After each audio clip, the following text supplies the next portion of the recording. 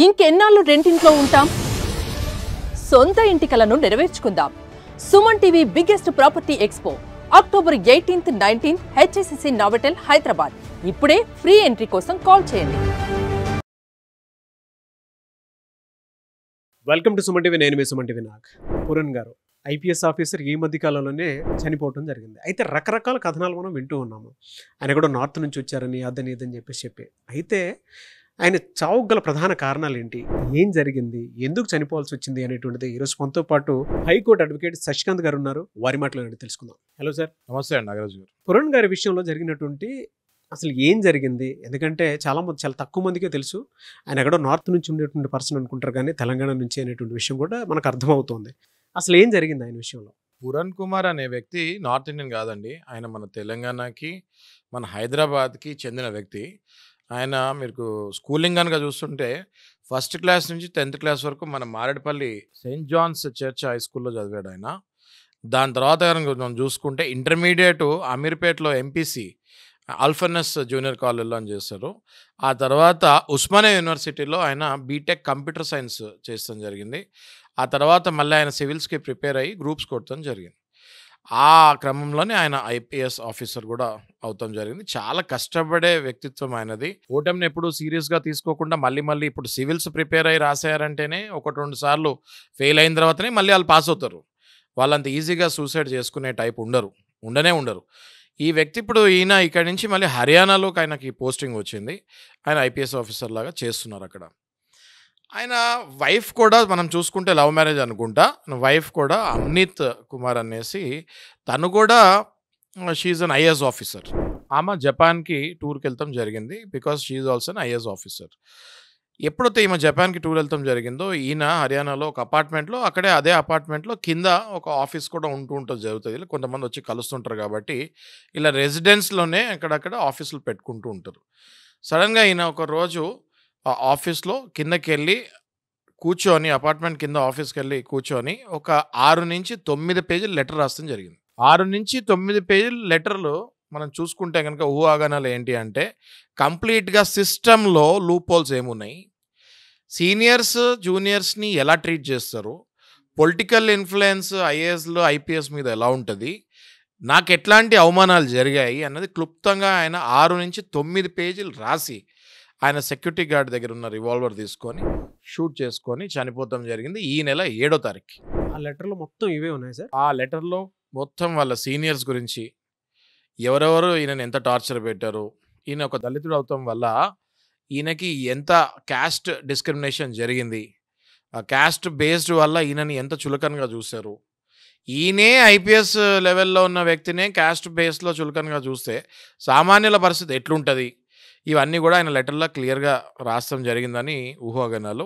క్లియర్గా ఆయన పేర్లు కూడా కొన్ని మెన్షన్ చేశారన్నది చెప్తున్నారు. ఎప్పుడైతే ఈ పేర్లు కూడా కొన్ని మెన్షన్ చేశారని చెప్తున్నారో, తన వైఫ్ ఇప్పుడు 7th చనిపోయారు ఈయన. తన వైఫ్ జపాన్ టూర్ నుంచి ఇమీడియట్గా వెనక్కి తిరిగి వస్తాం జరిగింది. పోస్ట్ మార్టం రిపోర్ట్కి, ఆటోప్సీకి జనరల్గా ఫ్యామిలీ మెంబర్ సైన్ పెడితేనే చేస్తారు. దీని ఇప్పుడు దాకా పోస్ట్ మార్టం రిపోర్ట్ సైన్ చేయలేదు. ఇది ఒక సంచలనం. ఇది ఎందుకు చేయలేదు అంటే, మీరు ఎఫ్ఐఆర్లో కరెక్ట్ పేర్లు పెట్టలేదు, 2 వ్యక్తులు ఉన్నారు సీనియర్స్, వాళ్ళని మీరు అరెస్ట్ చేస్తే కానీ ఈ పోస్ట్ మార్టంకి ఆటోప్సీకి నేను ఒప్పుకోను అని చెప్పి ఆమె సైన్ కూడా చేయలేదు. స్పెషల్ ఇన్వెస్టిగేషన్ టీమ్ని, ఎస్ఐటీని ఒకటి హర్యానా గవర్నమెంట్ పెడతాం జరిగింది. అయినా కూడా వాళ్ళిద్దరిని అరెస్ట్ చేస్తే కానీ, ఆ 2 వ్యక్తిని అరెస్ట్ చేస్తే కానీ నేను ఆటోప్సీకి ఒప్పుకోనని చెప్తున్నారు. ఇది చాలా సస్పెన్స్ థ్రిల్లర్ లాగా ఉంది. ఇప్పుడు ఇది ఎట్లా వెళ్తుందో కూడా అర్థం కాని పరిస్థితిలో ఉంది. మన రాష్ట్రం నుంచి డిప్యూటీ సీఎం బట్టి విక్రమార్క గారు కూడా వెళ్తాం జరిగింది. పరామర్శించి సెంట్రల్ గవర్నమెంట్కి కూడా ఆయన విన్నపం ఇస్తాం జరిగింది. Central government has to involve in this issue because ఇది కాన్స్టిట్యూషనల్ పోస్టులు ఇవన్నీ కూడా. ఐఏఎస్లు ఐపీఎస్లు అంటే నార్మల్ కాదు ఇవన్నీ. Okay, these are the bureaucrats who will run the government of the constitution of India. కాబట్టి సెంట్రల్ గవర్నమెంట్ కూడా ఇందులోకి ఇన్వాల్వ్ అవ్వాలి.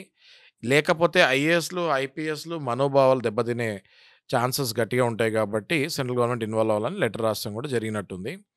మెయిన్ ఇక్కడ ఇప్పుడు పరిస్థితి ఏంటి అంటే, సైన్ పెట్టట్లేదు. వాళ్ళిద్దరు ఎవరో వాళ్ళని అరెస్ట్ చేస్తే కానీ నేను సైన్ పెట్టను అని భీష్మించుకొని కూర్చున్నారు. ఇప్పుడు ఇది ఎట్లా వెళ్తుంది ఏంటి అనేది అర్థం కాకుండా మీరు చూసినటువంటి కేసెస్ ప్రకారం కనుక మనం చూస్తేనే దీని మీద ఏ విధంగా ఉండేటువంటి అవకాశం ఉంటుంది? ఎందుకంటే మీకు ఒక ఎక్స్పీరియన్స్ ఉంటుంది.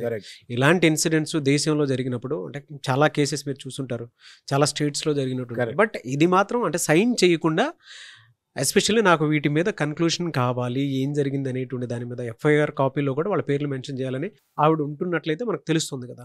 ఇటువంటి కేసెస్ ఏ విధంగా టర్న్ తీసుకుంటాయంటే? కరెక్ట్ అండి. ఇప్పుడు తను ఐఏఎస్ ఆఫీసర్ కాబట్టి ఈ డేరింగ్ స్టెప్ తీసుకోగలిగారు.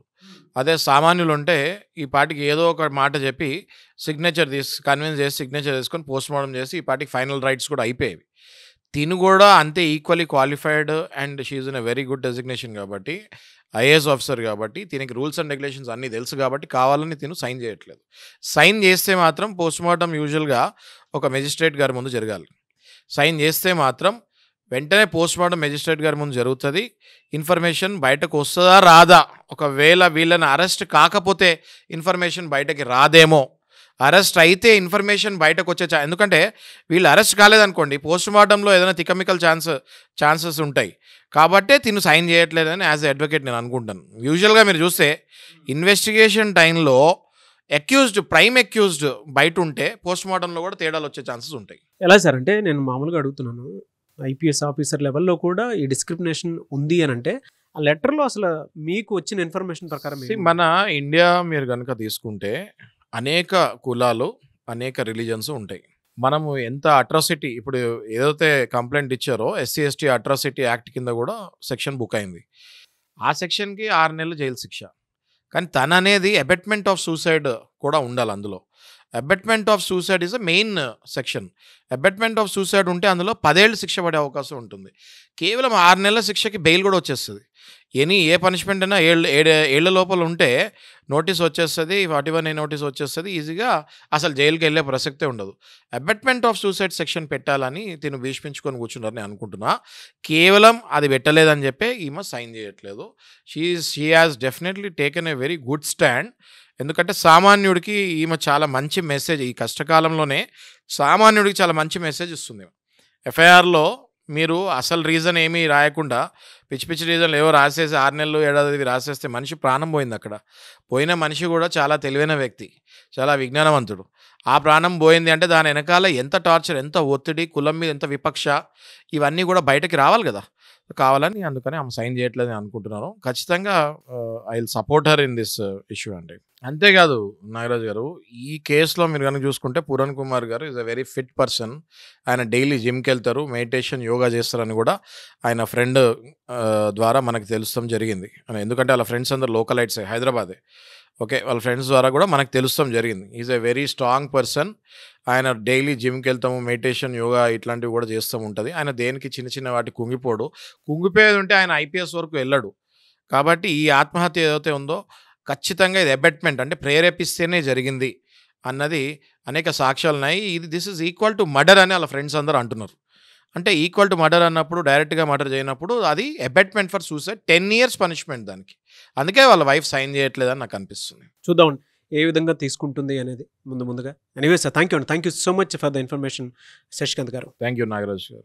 సుమన్ టీవీలో మీ పర్సనల్ అండ్ బిజినెస్ ప్రమోషన్స్ కోసం కింది నెంబర్కి కాంటాక్ట్ చేయండి.